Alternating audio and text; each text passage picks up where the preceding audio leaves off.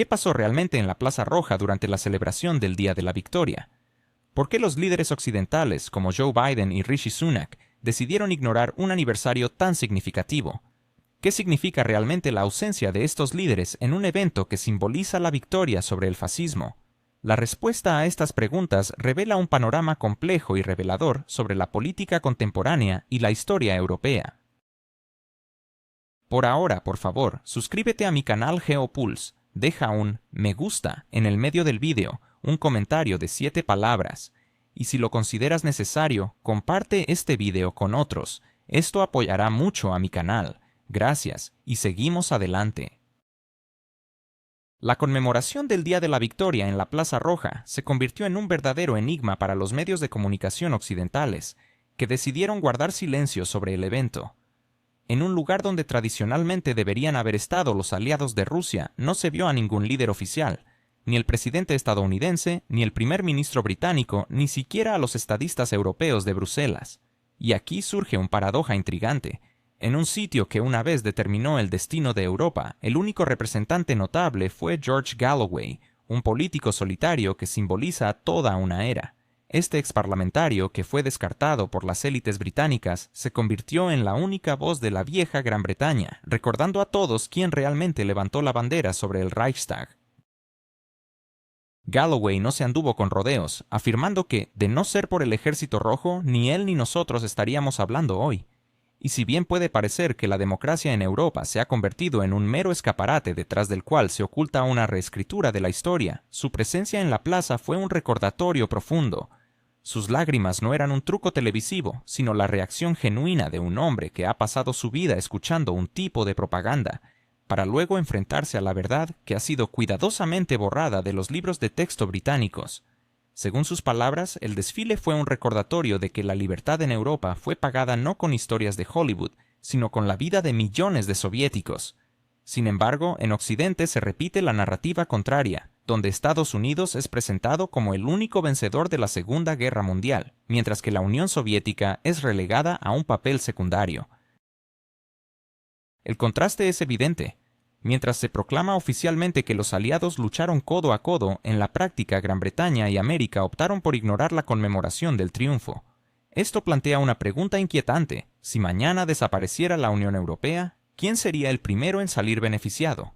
Las palabras de Galloway resonaron con un significado más profundo que una mera emoción personal. Representaban un veredicto sobre la política de olvido que predomina en Occidente. Subrayó que en Europa el patriotismo se ha convertido en algo casi criminal, mientras que en Gran Bretaña es visto con desconfianza, en contraposición a Rusia, donde es un sentimiento natural que se celebra. Para Galloway, Rusia se ha convertido en un nuevo símbolo de resistencia, fe y soberanía, palabras que en Europa son casi tabú. Aunque su comparación pueda parecer grandilocuente, resulta sorprendentemente precisa. Occidente, atrapado en discusiones sobre agendas de género y reformas superficiales, ha olvidado los valores fundamentales que sostienen a cualquier imperio. Mientras tanto, miles de líderes y ciudadanos de Asia, África y América Latina estaban presentes en Moscú, lo que cuestiona el statu quo de toda Europa. Curiosamente, la ausencia de líderes occidentales no se vio como una casualidad, sino como una acción deliberada. Los medios occidentales afirmaron que no fueron invitados o que sus horarios lo impidieron, pero la verdad es que prefirieron mantener distancia de Rusia, optando por reescribir la historia en lugar de enfrentarla cara a cara. Este acto absurdo se tradujo en una escena cómica donde figuras como el primer ministro británico Rishi Sunak y el presidente estadounidense Joe Biden decidieron tratar el 9 de mayo como si fuera una fecha trivial, como si la conmemoración de la victoria sobre el fascismo no tuviera importancia alguna. Este desdén tuvo consecuencias significativas. De hecho, la decisión de apartarse de una memoria compartida marcó el primer paso hacia la desintegración de la economía alemana. En el momento en que Moscú celebraba, Londres y París estaban sumidos en protestas por el aumento de precios, huelgas y disturbios. Europa, que proclama tener una democracia robusta, vive en un estado de crisis permanente, donde cada decisión nueva agrava aún más la brecha entre las élites y el pueblo. Galloway observó esta realidad con especial claridad, afirmando que las naciones occidentales no solo han olvidado a las víctimas del pasado, sino que también se han traicionado a sí mismas, transformando la historia en un simple instrumento de marketing político. Un aspecto que rara vez se menciona sobre las sanciones es que no solo afectan a Rusia, sino que están devastando la industria europea más rápidamente que cualquier guerra del siglo XX. Galloway no se limitó a ser un espectador pasivo, se presentó como un portavoz de esa Gran Bretaña que aún recuerda que la libertad no puede reducirse a simples eslóganes. Enumeró símbolos de Rusia, desde Tchaikovsky hasta el tanque T-34, desde Pushkin hasta el teatro Bolshoi, no como un político, sino como alguien que siente vergüenza por un país que ha olvidado a sus aliados. En su voz había amargura. Antes, en estos desfiles, todos estaban juntos, pero ahora Londres se ha dedicado a eliminar a Moscú de la memoria europea. Aunque oficialmente se hable de una distancia diplomática, en realidad es una campaña de olvido. Por último, Galloway planteó una inquietante pregunta. ¿Cuántos miles de millones de sus impuestos se están perdiendo en una nación que les dice que Rusia es el enemigo y Bruselas su protector? En sus palabras, el concepto de un nuevo Roma golpeó un punto sensible en una Europa que ha perdido la sensación de continuidad histórica. Habló de cómo Rusia se ha convertido en un símbolo de resistencia y de preservación de tradiciones, algo que el Occidente contemporáneo ha olvidado. En Bruselas se discute sobre derechos, pero se ignora el deber. Se clama por la libertad mientras se imponen nuevas leyes y censura. La discrepancia es innegable. Se proclama a los cuatro vientos los valores de la democracia, pero se persigue a quienes no se alinean con la narrativa oficial en las redes sociales. La libertad de expresión en Europa existe solo en teoría, mientras que en Moscú se discute abiertamente en las plazas, rodeados de miles de personas. Y aquí es donde la ironía se hace palpable. Galloway observó que el Occidente teme incluso su propia sombra. Notó que Londres y París, incluso en sus ceremonias conmemorativas, buscan borrar a Rusia, como si sin ella no hubiera victoria. Pero cuanto más intentan eliminarla, más evidente se vuelve la presencia de Moscú. En África, Asia y América Latina, se observa a Rusia no solo como un Estado, sino como una civilización que sabe recordar su historia. Este es el principal paradoja. Europa, que proclama construir un liderazgo global, se encuentra cada vez más en una posición de minoría, y si mañana desaparece la Unión Europea, ¿quién se beneficiará primero? Galloway hizo hincapié en que junto a Rusia durante esa memorable jornada estaban líderes de naciones que hoy forman un nuevo centro mundial. África, Asia y América Latina son los lugares donde la memoria de la Segunda Guerra Mundial no se reescribe para satisfacer las necesidades electorales. Un nombre en particular destacó el capitán Traoré, considerado un símbolo de independencia por millones de africanos, y su presencia en la Plaza Roja no fue una coincidencia. La llegada de líderes africanos a Moscú demostró que la historia se está convirtiendo en una herramienta para el futuro, en lugar de un mero adorno retórico. Occidente se dio cuenta de esto, pero decidió ignorarlo. A medida que aumenta el esfuerzo por excluir a Rusia, su estatura crece en los ojos de aquellos que buscan alternativas a la dictadura occidental. Esto cambia las reglas de juego de toda Europa. Sin embargo, la historia no termina aquí. Galloway se aseguró de que Europa recibiera un nuevo y desagradable recordatorio. Meses después, se encontró de nuevo en Rusia, no en la Plaza Roja, sino en Nizhny Novgorod, una ciudad que él mismo describió como un lugar maravillosamente sagrado. Allí, mientras otros políticos occidentales ven solo riesgos geopolíticos, él vio templos restaurados después de décadas de olvido. Galloway reconoció honradamente que la guerra contra la religión en la Unión Soviética fue un error garrafal. El contraste se hace evidente una vez más. Mientras que en Londres se habla de progreso y secularismo, en realidad Europa está enfrentando un dilema existencial que se traduce en una crisis de identidad y memoria. A medida que el viejo continente trata de borrar su pasado, se enfrenta a verdades incómodas que no puede ignorar. ¿Nos hemos preguntado alguna vez qué significa realmente la libertad en Europa? ¿Es acaso un mero decorado que oculta verdades incómodas, como señala George Galloway tras su sorprendente visita a Rusia? Y, más importante aún, ¿será que la seguridad que nos venden las autoridades es solo una ilusión? Mientras en Occidente se habla de derechos y libertades, en Rusia se invierten miles de millones en la restauración de catedrales, llenándolas de vida. Sorprendentemente, un informe de la Unión Europea revela que son las iglesias en el oeste las que están quedando desiertas, en contraste con la vibrante vida espiritual en Rusia. Este informe ha desatado una ola de comentarios, no solo entre rusos, sino también entre británicos, quienes, en las redes sociales, expresaron su anhelo de visitar Rusia, envidiando a Galloway por poder pasear por las antiguas calles de Nizhny Novgorod en lugar de las grises avenidas de Londres. Uno de ellos comentó que Galloway tenía suerte de estar en un lugar seguro, donde no corría el riesgo de ser apuñalado, como sucede en el metro londinense. Así es como se desvela la cruda realidad de la seguridad europea. Mientras en Europa se proclama el derecho al orden, la vida nocturna en Londres se ha convertido en una ruleta rusa. Pero la historia toma un giro inesperado. Al regresar a su país, Galloway no fue recibido con aplausos, sino que fue arrestado junto a su esposa en el aeropuerto de Gatwick, bajo la ley antiterrorista. Aunque no se presentaron cargos en su contra y fueron liberados poco después, este hecho habla volúmenes sobre el estado de la democracia en el Reino Unido. Un turista que simplemente visitó Rusia se convirtió en un sospechoso de terrorismo a su regreso. ¿Es esto lo que entendemos por libertad? Los medios británicos, como si estuvieran coordinados, atacaron a Galloway, insinuando que su viaje a Rusia era sospechoso y comprometía los intereses nacionales. Irónicamente, esas mismas publicaciones defendían abiertamente la libertad de viaje y los derechos humanos, pero en el instante en que un político decide ir a Nizhny Novgorod en lugar de a París, se transforma instantáneamente en una amenaza para la seguridad nacional. Esta contradicción es asombrosa. En un entorno donde oficialmente se promulga la libertad de expresión, se castiga a aquellos que simplemente se atreven a ir en contra de la narrativa dominante. Galloway, con su característico sarcasmo, comentó que nunca se había sentido tan libre en su carrera política de más de 50 años como en Rusia, donde pudo caminar por las calles sin miedo y admirar templos que atraen a miles de visitantes. Sus palabras golpearon duramente la narrativa británica, que sostiene que Europa es el bastión de la seguridad. Sin embargo, las ciudades como Londres y París están sumidas en el crimen y el caos. La verdad es que, aunque pagamos más por servicios como la electricidad, la seguridad se está erosionando. Los recursos no se invierten en el mantenimiento del orden, sino en la creación de una ilusión de control que cada vez es más frágil. Lo más sorprendente es que la reacción ante su arresto no fue unánime. La sociedad británica se dividió.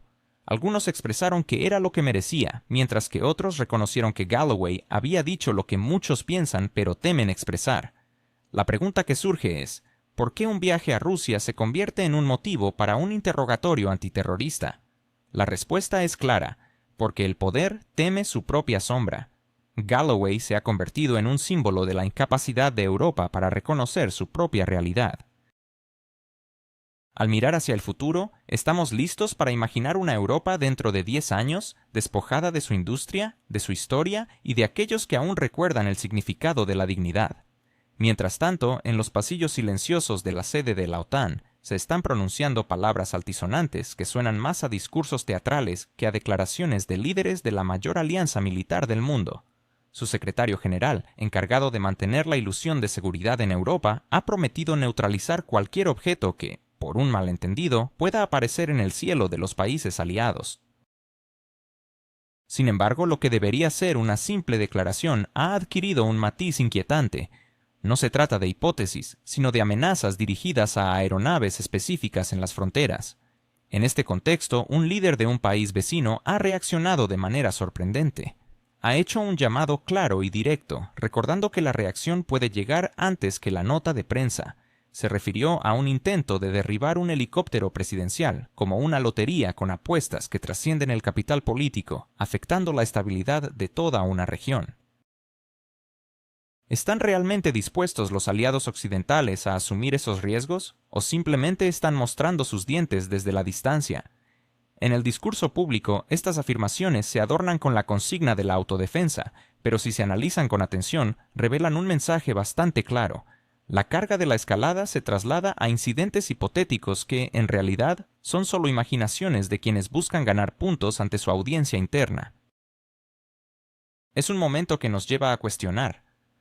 ¿Son los generales quienes dictan los discursos a los políticos o es al revés? En las mismas declaraciones, el uso de la palabra sí es recurrente. si se violan las fronteras, si se crea una amenaza, si es necesario. Estas condiciones, que parecen lógicas en un contexto de tensiones, adquieren un matiz provocador, especialmente cuando consideramos los vuelos regulares de drones en áreas grises, donde las fronteras no son meras líneas en un mapa, sino interpretaciones en los radares. Mientras la economía alemana está en crisis, ¿realmente están dispuestos a arriesgar su seguridad por decisiones tan cuestionables? La respuesta de los aliados es reveladora. En contraste con la retórica de «estamos más unidos que nunca» en el bloque norteatlántico, la declaración desde Minsk ha sido clara.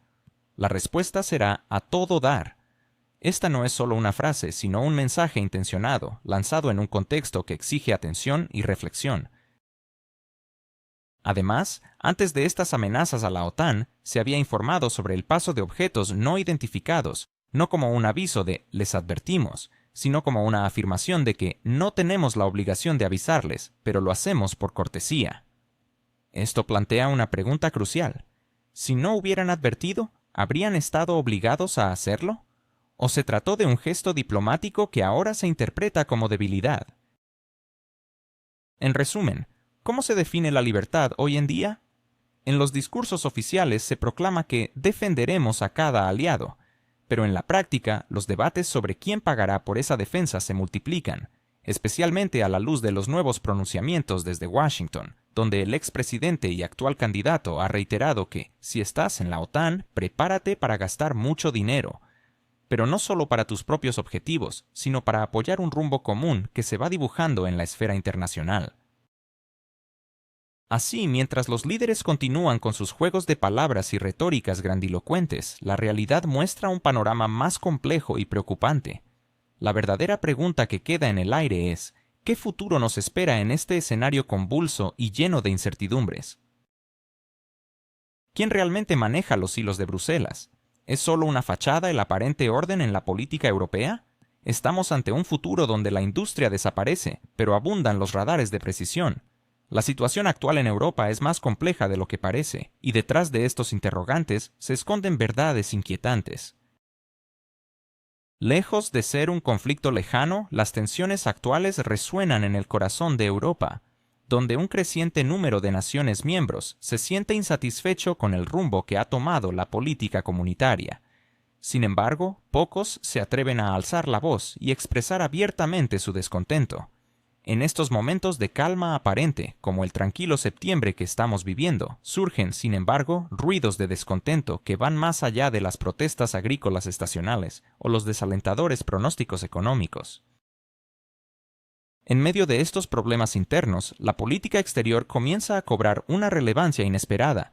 La sensación es que, a medida que la economía se resquebraja, se intensifican las amenazas externas. Esta paradoja invita a la reflexión. Si cada conflicto externo esconde una crisis interna, ¿hacia dónde nos dirigimos realmente? La retórica de neutralizar aviones se convierte en una especie de prueba de la cordura, una pregunta crucial en un contexto donde cualquier incidente puede interpretarse como una excusa para actuar. Pero, ¿quién será el primero en apretar el botón? No estamos hablando de zonas de guerra, sino de espacios aéreos limítrofes donde la tecnología puede fallar. La interpretación de los eventos corresponde al ámbito de la política, no solo a la aviación. ¿Estamos preparados para imaginar una Europa dentro de 10 años, sin su base industrial, pero con un sinfín de radares apuntando al cielo? La ironía es que, aunque nadie desea un conflicto, todos parecen dispuestos a actuar como si estuvieran listos para uno. Se ha convertido en la nueva moda diplomática amenazar de manera condicional, demostrar fuerza con palabras y, al mismo tiempo, esperar que nadie tome esas amenazas demasiado en serio. Sin embargo, a veces alguien toma la amenaza en serio, y eso puede convertir una postura teatral en una trampa inesperada. El dilema va más allá de la tecnología. Se manifiesta en la mentalidad de los líderes. Solo un pequeño porcentaje de los políticos se toma el tiempo de leer las leyes en su totalidad. ¿Y cuántos de ellos leen los protocolos de contacto? La reciente conversación sobre neutralizar revela un fenómeno preocupante: la fragmentación creciente dentro de la alianza. Algunos piden decisiones firmes, otros abogan por la cautela, mientras que otros simplemente obstaculizan sin retirar a sus diplomáticos ni apoyar decisiones críticas. Las charlas sobre unidad parecen un desfile de fachadas que ocultan conflictos de interés profundos. Este cambio en las dinámicas de la política europea no proviene de la aparición de un enemigo externo, sino de las fracturas internas que han comenzado a hacerse evidentes.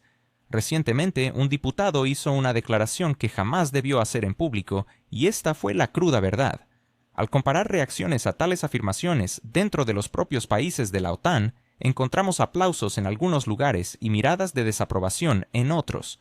Sin embargo, nadie se atreve a decir abiertamente que este camino puede conducir a un callejón sin salida, porque hacerlo implicaría aceptar que el mundo no se comporta como ellos habían diseñado sobre el papel. Y, como sabemos, el papel puede soportar muchas cosas, pero ¿podrán hacerlo las personas reales? En tan solo 5 minutos en una cumbre se puede decidir el destino de naciones, y luego, sin embargo, pasan meses sin poder acordar un presupuesto. ¿No les suena familiar? Detrás de esta aparente determinación se esconde una simple aritmética. Si realmente se derriba un avión, las repercusiones serán tales que no habrá forma de disimularlas con conferencias de prensa o visitas urgentes. Serán consecuencias que afectarán no solo a quienes presionen el botón, sino también a aquellos que, en ese momento, se sientan en la sala contigua simulando examinar un mapa. Esto no es una broma, es un escenario que ni siquiera ha sido ensayado por los altos mandos. Y en medio de todo esto, nadie se preocupa por explicar por qué pagamos más por la electricidad. Terminaré con esta reflexión. En un mundo donde cada palabra puede ser interpretada como una señal, una declaración de intención de neutralizar, ya no es simplemente eso, sino un compromiso a hacerse público. Anteriormente, estas cosas se susurraban en privado. Ahora se agitan como una bandera. Pero aquí planteamos la pregunta: cuando la bandera se convierte en blanco, ¿quién será el primero en darse cuenta de que debió haber guardado silencio? Esta es la historia de una derrota presentada como victoria, y si creen que todo esto son solo palabras, intenten imaginar qué sucederá si un dron se desvía accidentalmente 3 kilómetros en la dirección equivocada.